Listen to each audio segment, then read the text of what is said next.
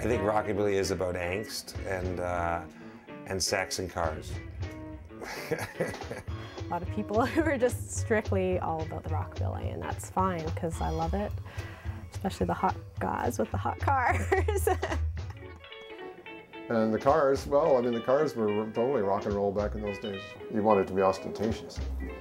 You know, you wanted everybody to see you driving down the street, and hard to skip a beat from the, you know, the overall image of you with your quiff and your hot car. And it definitely flatters the whole culture, you know. The hot rodding thing really came about when people came back from the war. These people were flying planes, driving jeeps, you know, riding motorbikes, shooting Nazis, you know, and they came back and they just wanted freedom. And at the same time, GM as a payment, or the big three, for building tanks and stuff in the war, the whole freeway infrastructure was built to kind of repay the auto companies so that they would sell cars. And at the same time, all these GIs that now had jobs working on the roads and stuff and wanted the freedom that they'd gotten. They weren't just from small town Ohio anymore. They had the money and the means to get everywhere, and all these beautiful cars were built for the roads. The old tradition was a pre-1949 or even pre-war stripped down car made lighter by taking the fenders, any external parts off, and more horsepower for racing. Custom cars were more finished, usually later model cars with comfortable interiors and everything that you could take your girlfriend on a date with. Me, it's more show than go, you know. I mean, it's got to look good because I don't really need to go fast as long as I can go slow and everyone looks at me. You drop the front, you paint it black, you put in big pipes and big tires. You got a hot rod. It's all in the attitude, I think. It's also nice to see a burnout and smoke fill the neighborhood. That's a hot rod, you know. Well, this is a 55 Buick Special that I got last November from Old Timer up in Pemberton. And it was pretty rusty at the time. So he was glad to see it go.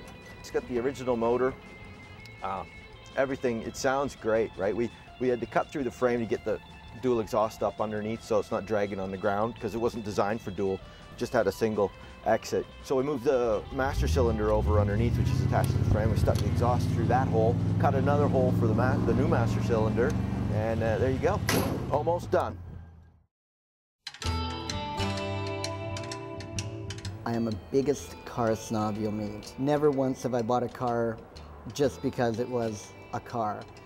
I drive Chevs. I drive Chev 2-doors, and only particular ones. When I bought the 49, it was that car that I wanted. I've got a picture of me at age 1 sanding the identical car, custom with no door handles and everything for my dad. And the hearse, I always wanted a hearse, and that is the most beautiful hearse I could find. That car is a 59 Impala, 2-door hardtop, 348 tri-power, 3-speed overdrive. The handles are shaved, the front end's dropped, there's air shocks in the back. It's blanked, which means you took the chrome off the front and blanked it out. It's got a Buick interior, which has now been trashed because I drive it every day.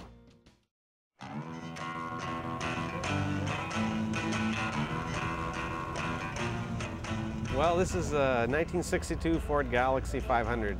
I got this in December off an elderly fellow on my area that I live out in Delta, BC.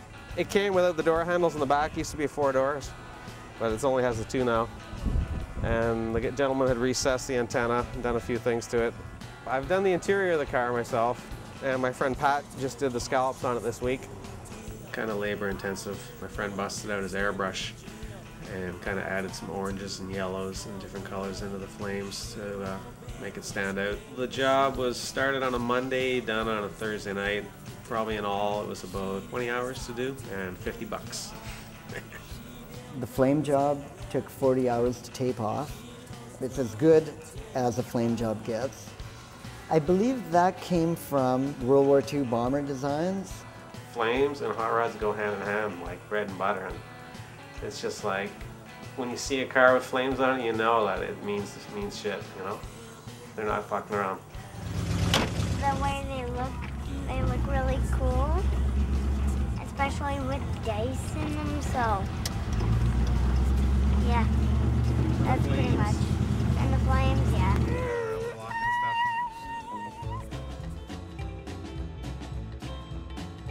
Back then, cars are made of steel, they're built to last, they had a lot of style. Modern cars are pretty much all the same looking, made of plastic, and you bump into something at 10 miles an hour and the whole thing's all screwed up. You know, the cars were cooler, the women were better looking, the music was better. Growing up, I was listening to Elvis and all the old school music, and I just loved the era. I loved the 50s. There's something about it, it's glamorous and very well put together. Everybody's so pretty. It just looks good, and it's glamorous, and it's stylish and classy, and you know, that's what appeals to me, and I think it appeals to a lot of other people as well. People are drawn to it because it represents a simpler or a more straightforward era.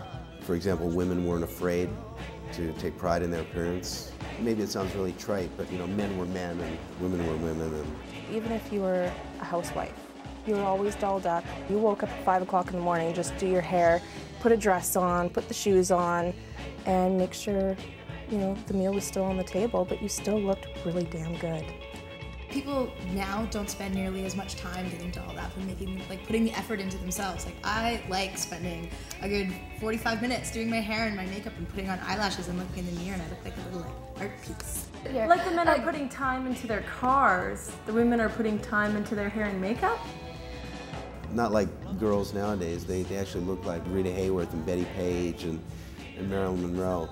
And the guys in the bands had the best looking girls. So I thought, well, I want to be in a rockabilly band.